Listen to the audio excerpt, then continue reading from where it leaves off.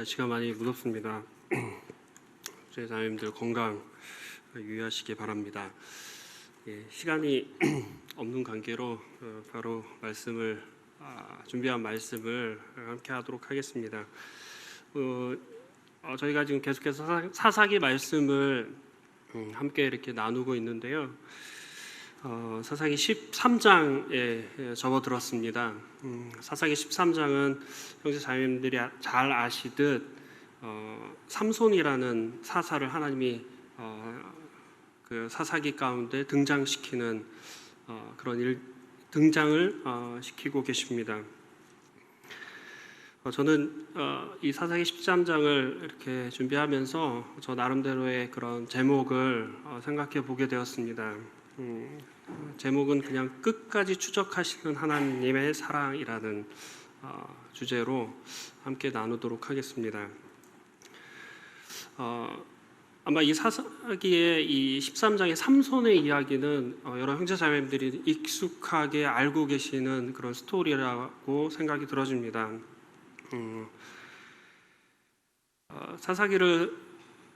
삼손의 이야기를 생각해 볼 때 우리가 문득 들어지는 생각이 실패한 사사의 한 이야기를 우리가 접한다라고 우리가 생각을 하게 됩니다. 그런데 하나님께서는 이 실패한 사사 삼손의 이야기를 4장에 걸쳐서 기록을 하고 있습니다. 사사기가 21장으로 이루어져 있는데 4장을 할애한 것을 보게 되면 많은 분량을 사실은 할애를 한 거거든요. 왜 하나님께서 이러한 삼손의 이 실패한 것 같은 이 사사의 이야기를 이렇게 왜 길게 기록을 하셨을까? 아마 이 안에 담겨져 있는 많은 영적인 교훈들이 있어서라고 생각이 들어집니다. 아마 오늘부터 이제 계속되는 수요 집회 기간 동안 아마 이 삼손에 대해서 우리가 그 영적인 교훈들을 나누게 될 것입니다. 삼손의 이야기를 생각해 보면 삼손의 이야기가 사실 이렇게 봤을 때 문학적인 그런 측면에서 접근했을 때 삼손의 이야기는 되게 흥미롭습니다. 우리가 잘 알고 있듯이 아주 스토리 안에 이 삼손의 스토리 안에 되게 선정적이고 자극적인 그런 요소들이 들어가 있습니다. 아주 되게 폭력적이고요. 그리고 로맨스 같은 그런 달달한 그런 사랑의 이야기도 있고 또 사랑 뒤에 숨겨져 있는 은밀한 돈의 거래라든지 아니면 반복되는 이런 복수들 그리고 말장난을 하게 되는 이런 수수께끼들 이런 이야기들이 삼손의 이야기 가운데 있습니다. 그래서 히브리 어떤 문학가는 히브리 문학의 아마 대표적인 그런 이야기를 꼽는다라고 하면 이 삼손의 이야기를 대표적으로 이렇게 꼽는 분들이 많이 있다고 합니다. 이것을 영화로 만든다고 하면 얼마나 흥미롭겠어요. 우리가 이 스토리를 잘 모르는 상태에서 영화 제작자가 이 스토리를 삼손의 스토리를 가지고 영화를 만든다고 하면 얼마나 재밌고 흥미롭게 만들겠습니까? 그리고 그 핸델은 오라토리오에서 이 삼손의 이야기를 기록하고 있고요. 또 프랑스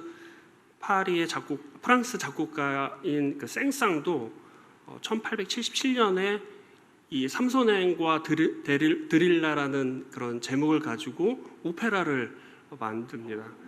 그 당시만 해도 이 성경적인 그런 스토리를 가지고 오페라를 만드는 게 없었는데 아마 그 생상이 아마 그 처음으로 이 성경의 이야기를 가지고 오페라를 사실 작곡한. 그렇게 보면 되게 이 삼손의 이야기는 흥미롭고 재미있고 우리에게 즐거움을 주는 그런 이야기라는 거죠. 근데 문학적인 관점에서 보게 되면 이렇게 흥미롭고 흥행할 수 있는 그런 내용이지만 영적인 관점에서 우리가 봤을 때는 사뭇 달라진다는 겁니다. 그러니까 화려한 영웅의 이야기와는 반대로 형편없는 불신앙의 이야기가 이 삼손의 이야기 속에 가득 차 있습니다. 성경을 쭉 읽어가다 보시면 삼손은 하나님께 딱 2번 부르짖습니다. 언제냐면 그 블레셋 군사들을 죽이고 나서 제가 목말라 죽겠습니다라고 하고, 맨 마지막에 이제 다곤 신전에서 삼손이 죽기 전에 마지막으로 힘을 한번 달라고, 그렇게 2번 삼손은 딱 하나님 앞에 부르짖습니다.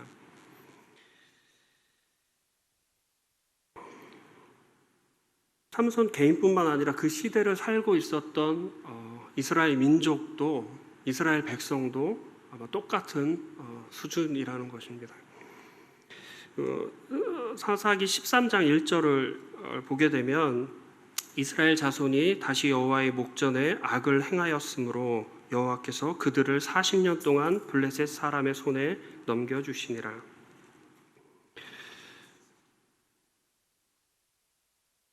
이스라엘 민족이 몇 번 악을 행했을까요? 하나님 목전에서. 사사기 기록 동안, 사사기가 기록되는 가운데 수많은 그런 하나님 앞에서 악을 행했다라고 계속 반복이 되어집니다. 근데 13장 1절은 벌써 7번째 하나님 목전에서 악을 행했다라고 이야기하고 있습니다. 그렇게 많은 반복이 이제 이루어지니까 저희들은 그냥 그러려니 하는 그런 마음을 갖게 되는 것이 사실입니다. 계속되는 이 하나님 앞에서의 이 악을 행하는 이 모습을 보면서 처음에는 저희도 막 하나님 앞에서 이 악을 행하는 이스라엘 민족을 보면서 막 분노하고 어떻게 이럴 수가 있어 이렇게 이야기를 하지만 계속 되다 보니까 그냥 이것이 당연한 것처럼 여겨지는 저의 모습을 또 보게 되었습니다. 이스라엘 민족은 반복되는 이런 죄악으로 인해서 다른 민족으로부터 고통을 당해 오게 됩니다. 사사기를 계속 이제 이야기를 하게 되는데요. 3장에서는 이제 모압 족속에게, 그리고 4장에서는 가나안 족속, 6장에서는 미디안 아말렉 족속, 10장에서는 암몬 족속에게 계속되는 그런 어려움들을 당하게 됩니다. 누가 이스라엘을 괴롭혔는지, 또 그 시대의 사사가 누구였는지만 다르지 이스라엘 민족의 역사는 계속돼서 반복되고 있다는 것입니다. 그런데 이 반복이 어떤 회복되는 그런 반복이 아니라 계속돼서, 그러니까 밑으로 이렇게 꺼져 들어가는 듯한, 그냥 그 절망의 나락으로 계속 떨어지는 듯한 그런 반복이 계속되어진다는 것입니다.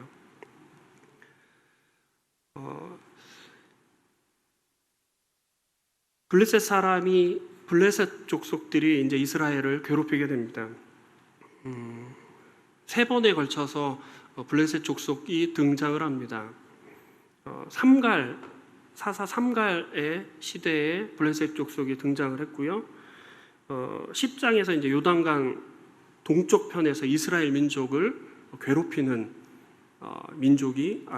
족속이 이제 블레셋 족속으로 등장을 하게 됩니다. 그때만 해도 이 블레셋 족속이 그렇게 강한 족속은 아니었던 것 같습니다. 그런데 13장에 이제 들어와서 보니까 블레셋 족속이 이스라엘을 아주 집요하게 괴롭힙니다. 몇 년 동안일까요? 40년입니다. 40년 동안. 사사기 기간 동안 가장 길게 이스라엘 민족을 괴롭혔습니다.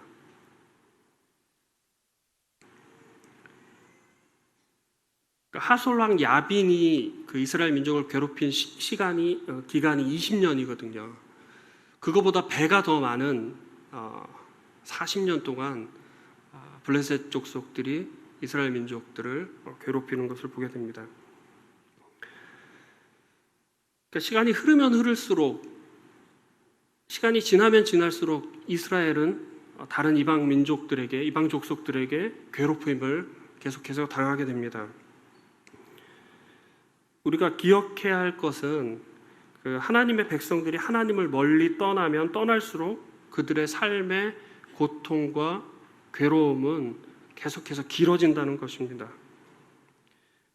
다시 말해서 하나님의 통치가, 하나님의 통치를 받지 않고 계속해서 하나님과 떠나 있을 시간이 계속 길어지면 그런 고통의 시간들도 계속해서 길어진다는 것입니다. 그러니까 우리가 살아가다 보면, 물론 이제 앞선 형제 자매님들 다 계시지만 앞선 시대를 또 사신 형제 자매님들이 계시는데요.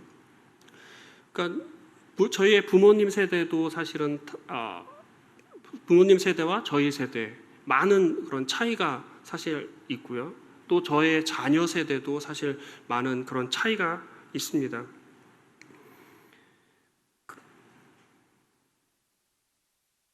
시간이 지나면 아마 그런 어떤 생각들이나 사고 방식들, 어떤 시대의 그런 원리들이 사실은 그러니까 좀 많이 달라지는 것을 형제 자매님들도 아마 경험으로 알게 되실 겁니다.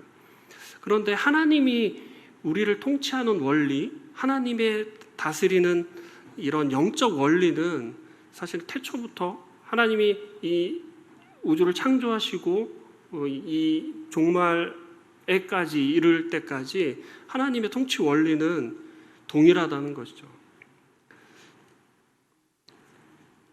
하나님의 백성이 하나님과 가까이하고 하나님과 친밀하게 거하게 될 때 하나님께서 그들의 민족에게 또 각 사람에게 하나님이 주시는 복을 누리면서 살고, 또 하나님과 멀리 떨어져 있을 때, 또 그 멀리 떨어져 있을 때 그 하나님으로부터 오는 그런 복들을 누리지 못하는 그런 원리들이 사실은 계속되어진다라는 것입니다. 사사기는 이런 패턴을 우리에게 알려줍니다. 저번 주 한 형제님도 똑같은 이야기를 하셨습니다. 사사기는 어떤 독특한 패턴과 사이클이 있다라는 것이죠. 어떻게 이루어졌는가 하면 이스라엘 민족들이 조금 전에 읽었듯이 하나님 앞에서 악을 행합니다. 그러면 하나님이 다른 족속들을 번성케 하셔서 그들을, 이스라엘 민족들을 괴롭게 하고, 또 그 괴로움에 울부짖으면 하나님께서 구원자를 보내셔서 그들을 없애 주시고, 또 그로 인해서 이스라엘 민족이 평강을 누리고 또 다시 하나님 앞에 범죄하고, 이런 계속 사이클이 계속 되어지는데요. 13장 1절을 읽어보면 사사들이 40년 동안 블레셋 사람의 손에 넘겨주시니라 하고서 우리가 친숙한 무엇인가가 다른 게 나와야 되는데 그냥 바로 그거 없이 소라 땅에라고 이렇게 이어지게 됩니다. 그러니까 이 블레셋 사람을 통해서 괴로우니까 우리가 하나님 앞에 울부짖으면 하나님께서 예비하신 사사를 이스라엘 민족에게 보내주신다라는 기록이 사실은 있어야지 되는데, 그런 일반적인 패턴을 이 아닌 그냥 다른 패턴으로 넘어가게 됩니다. 이 말은 뭐냐면 이스라엘 민족이 40년 동안 블레셋의 이런 억압과 이런 괴롭힘 속에서도 그냥 지냈다라는 것입니다. 하나님께 부르짖지 않고 그냥 살았다라는 것입니다.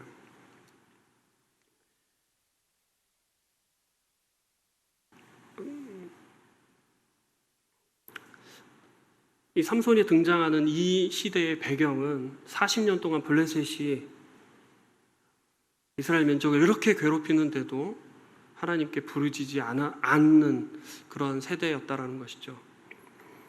앞에 15장 11절을 이렇게 보시게 되면, 그러니까 삼손이 블레셋 민족을, 블레셋 사람들을 이렇게 없애버리려고 그렇게 이제 블레셋 사람 앞으로 나가게 됩니다. 근데 이 이스라엘 민족들이 삼손에게 하는 이야기가 있습니다. 어떻게 이야기를 하냐면 너는 블레셋 사람이 우리를 다스리는 줄을 알지 못하느냐라고 이야기를 합니다. 이스라엘 민족을 다스리는 분은 하나님이신데 이스라엘 민족조차도 이스라엘 민족을 다스리는 사람은 블레셋 사람이다라고 인정하는 이런 고백을 하게 됩니다. 저희가 이 일제 그런 강점기를 저희가 겪었잖아요.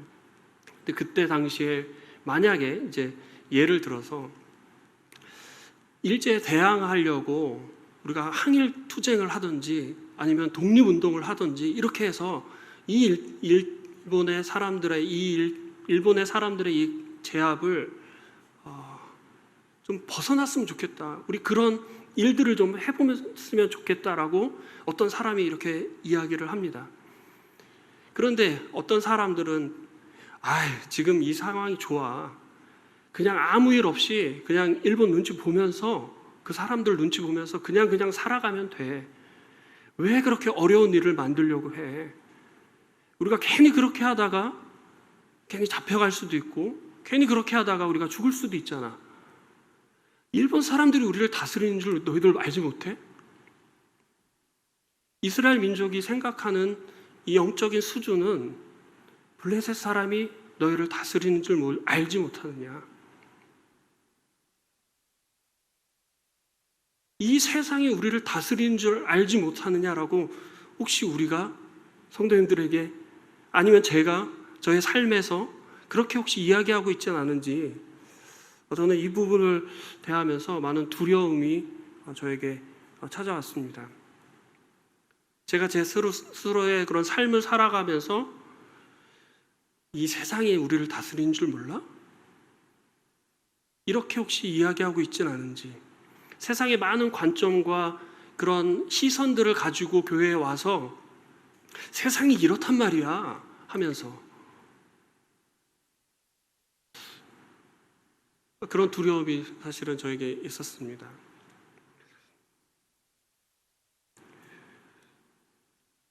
그런데도 이스라엘 민족은 하나님께 부르짖지 않습니다.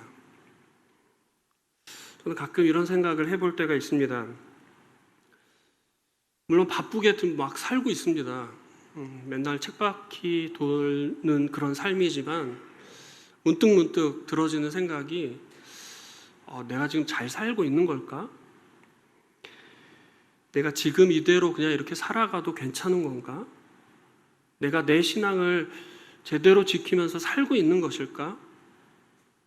혹시 내가 세상의 관점을 가지고 예수님, 주님을 섬긴다라고 이렇게 하면서 살고는 있지 않는지. 만약에 내가 그렇다면 내가 이것을 확 바꿔볼 수 있는 그런 의지나 그런 노력들을 내가 할 수 있을까? 내가 가지고 있는 것이 다 세상적인 거다라면 내가 이거 다 버리고 다시 새로운 마음으로 주님을 다시 쫓아갈 수 있을까? 라는 생각을 사실은 해보게 됐습니다. 근데 이게 쉽지가 않더라고요. 뭐가 어디서부터가 잘못됐는지조차도 사실 모르겠고, 어떨 때는 너무 혼동스러운 거죠.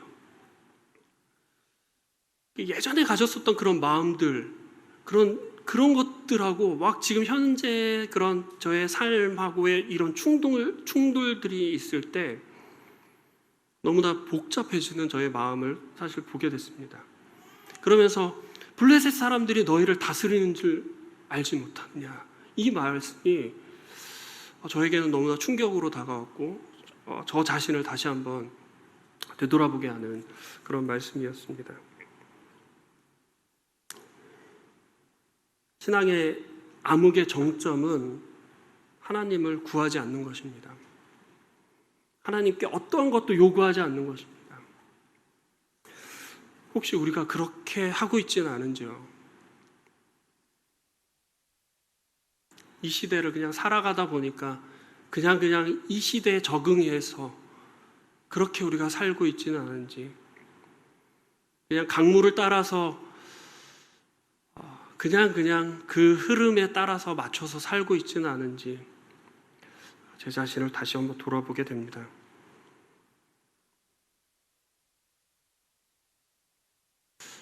참 이런 비참한 가운데 있지만 참 2절을 읽어보게 되면 또 희망이 사실은 보이게 됩니다. 하나님을 찾지 않는 이런 세대 가운데서도 하나님께서는 하나님의 계획과 뜻을 가지고 하나님을 나타내신다라는 거죠. 2절을 읽겠습니다. 소라 땅의 단지파의 가족 중에 마노아라는 하는 자가 있더라. 그의 아내가 임신하지 못함으로 출산하지 못하더니 여호와의 사자가 그 여인에게 나타나셔서 그에게 이르시되 보라 내가 본래 임신하지 못함으로 출산하지 못하였으나 이제 임신하여 아들을 낳으니라. 성경은 이 가정의 절실한 문제인 자녀가 없는 것을 이야기하고 있습니다. 근데 참 이 한글 표현이 참 재밌는 것 같습니다. 임신하지 못함으로 출산하지 못하더니 그 이제 3절에도 임신하지 못함으로 출산하지 못하더니 사실 아이를 낳으려면 임신을 해야 되는데 임신을 못하니까 당연히 출산을 못하는 거지 않습니까? 이런 반복되는 반복을 계속해서 하고 있습니다. 이 여인의 가정, 이 마누아의 가정의 가장 큰 문제는 자녀가 없다라는 것이었습니다. 근데 또 재미난 게 뭐냐면 이 마누아의 아내조차도 하나님께 부르짖은 기록이 없다라는 거죠. 사사기를 사무엘이 기록했다라고 이야기를 하고 있는데 저희가 정확한지는 잘 모르겠습니다. 근데 만약에 사무엘이 이 사사기를 기록했다면 자기의 출생의 이런 스토리를 다 알고 있잖아요. 자기의 어머니 한나가 어떻게 자기를 낳았는지를 알고 있었기 때문에 분명 이 마노아의 아내의 이런 이야기도 아마 자세하게 기록을 했었을 거예요. 근데 그런 기록이 없는 거 보니까 그냥 제 추측에는 이 아내도 하나님께 부르짖지 않았던 것 같습니다. 그냥 제 추측입니다. 근데 이 불임의 상태인 이 가정에게 하나님이 역사하십니다. 이 가정에게 하나님이 나타나셔서 하나님의 어떠하심을 나타나게 됩니다. 그러니까 불임의 상태인 이 가정을 보면서 하나님께서는 이스라엘 민족의 상태를, 영적인 상태를 보여주시기를 원하셨던 것 같습니다. 그냥 산산이 깨져 있는 이 그릇을 보여주면서 이것 봐라, 이게 너의 모습이야, 이 깨져 있는 모습이 너의 모습이야 라고 하나님께서 이 가정을 통해서 우리에게 보여주신다라는 겁니다.